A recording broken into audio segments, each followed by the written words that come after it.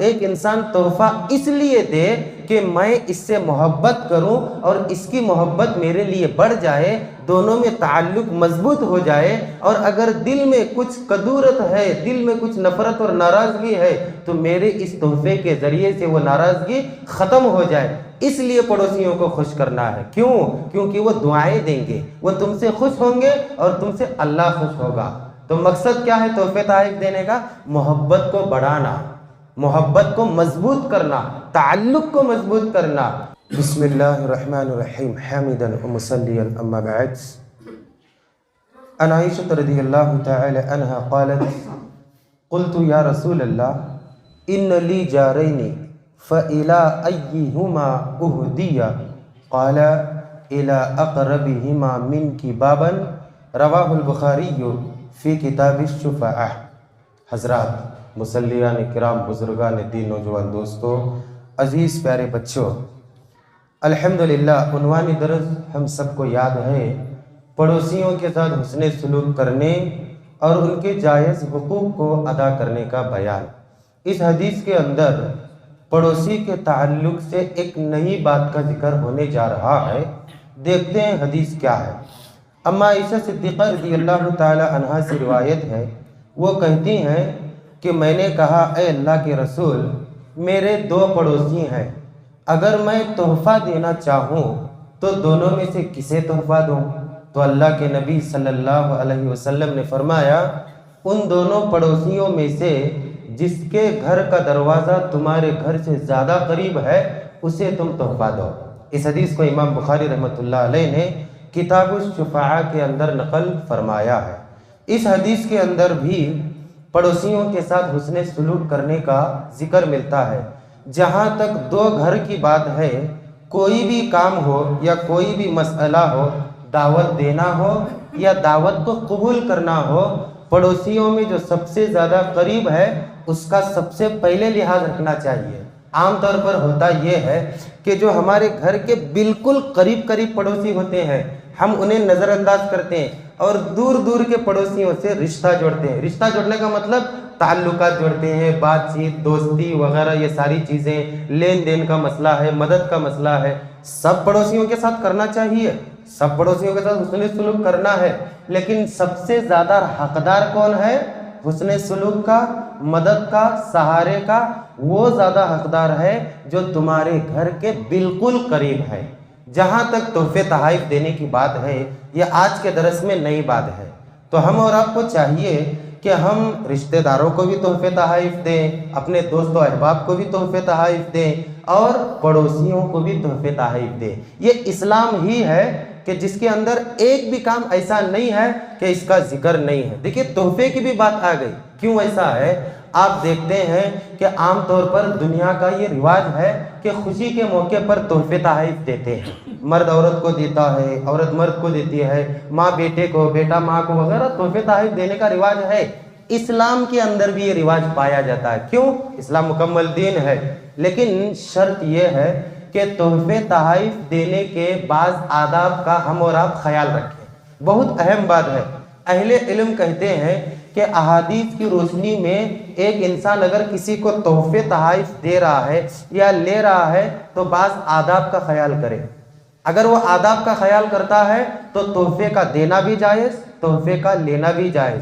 عام طور پر تحفہ تحائف دیتے اور لیتے رہتے ہیں، لیکن سب سے پہلا ادب دیکھیے، بہت بڑی بات ہے حدیث کی روشنی میں، وہ یہ ہے کہ اللہ کے نبی صلی اللہ علیہ وسلم نے فرمایا تم اپنے بھائیوں کو تحفے تحائف دو، اس لیے کہ اس سے محبت بڑھتی ہے اور دل کی نفرت کم ہوتی ہے۔ تو پتہ کیا چلا؟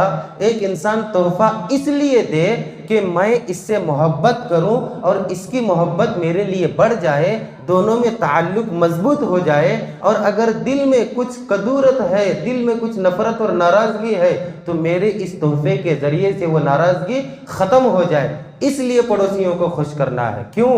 کیونکہ وہ دعائیں دیں گے، وہ تم سے خوش ہوں گے اور تم سے اللہ خوش ہوگا۔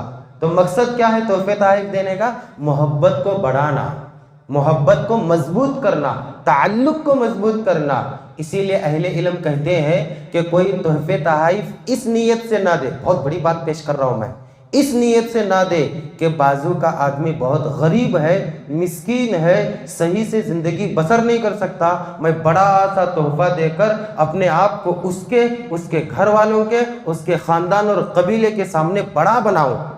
بسا اوقات ایسا ہوتا ہے، آدمی اتنا بڑا تحفہ دیتا ہے، نیت کیا ہوتی ہے؟ اس کے گھر والوں کی نگاہ میں اس سے زیادہ میرا مقام بڑھے۔ آج چل رہا ہی یہ، اپنے آپ کو بڑا مقام حاصل کرنے کے لیے یا بڑی پوزیشن حاصل کرنے کے لیے تحفے تحائف دیتے ہیں، یہ بالکل غلط ہے۔ اس سے اچھا ہے کہ تم تحفہ ہی نہ دو تم تحفہ دینے کی نیت یہ ہو کہ اس سے وہ تحفہ لینے والا خوش ہو اور اس سے محبت بڑھ جائے، بڑھوتری دکھانے کے لیے نہیں، تکبر کے لیے نہیں۔ بسا اوقات ایسا ہوتا ہے کہ اگر ایک انسان بری نیت سے کوئی بڑا سا تحفہ دے دیا اور دینے کے بعد اس کے گھر والے اپنے سرپرست کے بارے میں کیا سوچیں گے؟ سوچیے ذرا، یہ دیکھو ہمارا آدمی تو کچھ بھی نہیں ہے، یہ دیکھو بازو والے کتنا زبردست وغیرہ وغیرہ، عزت گھٹتی ہے اس سے۔ دینا ہی ہے تو اچھی نیت سے دو، محبت استوار کرنے کے لیے دو، بڑائی کے لیے نہیں۔ یہ ادب ہے، سب سے پہلا ادب۔ اور دوسرا ادب یہ ہے کہ تحفے تحائف جب کسی انسان کو دیے جاتے ہیں تو لیتے وقت بھی وہ خوش دلی سے لے۔ بسا اوقات اچھا تحفہ آتا ہے اور کبھی کبھار ایسا ہوتا ہے کہ بالکل نچلے درجے کا تحفہ آ جاتا ہے، نچلے درجے کا تحفہ۔ اللہ کے نبی صلی اللہ علیہ وسلم فرماتے ہیں کہ میں ہر انسان کے تحفے کو قبول کروں گا، ہر انسان کے تحفے کو۔ اگر کوئی انسان مجھے بکری کا بازو یا بکری کا پیر، پایا، کھر بھی لا کر دے گا تو میں اسے بھی قبول کروں گا، میں اسے قبول کرنے سے گریز نہیں کروں گا۔ بعض دفعہ دیکھا یہ جاتا ہے گھر میں کچھ رہتا نہیں ہے اور بازو کا کچھ چھوٹا موٹا تحفہ آ جائے تو اتنے بڑے لوگ ایسا تحفہ دیے، دینے کی کیا ضرورت تھی، نہیں دیے تو اچھا تھا۔ بھئی محبت سے دیا ہے، وہ پیار سے دیا ہے، وہ تم اس کو حقیر نہ سمجھو، اس کی محبت جاگ گئی ہے، اس کی قدر کرو تم۔ اگر یہ بھی نہ دیتا، تم کو بھول کر ہی بیٹھا ہوتا تو کتنی بری بات تھی، یاد رکھ کے دیا ہے۔ بعض لوگ اعتراض کرتے ہیں، یہی دینے کا تھا کیا تحفہ، نہیں دے تو کیا ہم کیا مر جاتے تھے کیا، ہم کیا سڑ جاتے تھے کیا؟ بھئی سڑنے مرنے کے لیے نہیں، محبت اجاگر کرنے کے لیے اسلام کی تعلیم کے طور پر دیا گیا ہے۔ اللہ کے نبی صلی اللہ علیہ وسلم خاص کر کے یہ بات عورتوں کے سامنے پیش کرتے ہیں، کیونکہ یہ مسئلہ عورتوں میں رہتا ہے، ایسا دیے ویسا دیے، ان کو بہت بھاری دیے، ہم کو بہت کم دیے۔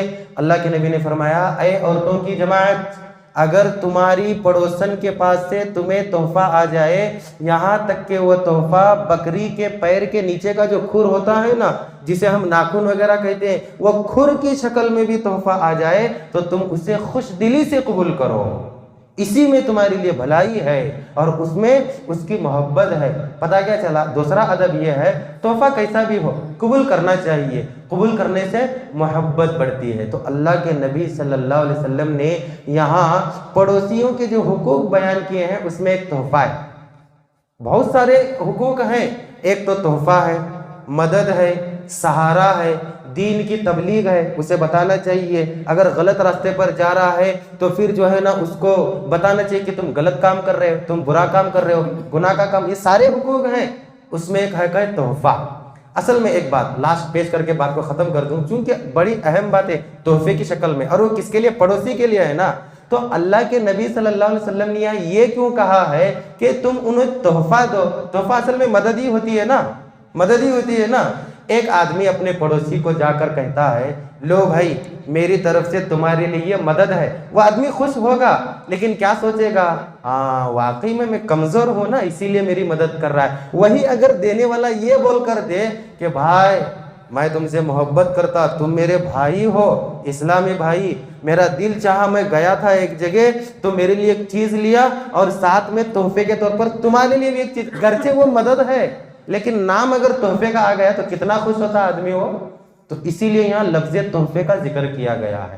اللہ کے نبی نے فرمایا تحفہ لینا دینا، اس سے محبت بڑھتی ہے۔ دعا کیجیے اللہ سے کہ اللہ اسی پیاری حدیثوں پر ہمیں عمل پیرا ہونے کی توفیق عطا فرمائے، آمین ثم آمین۔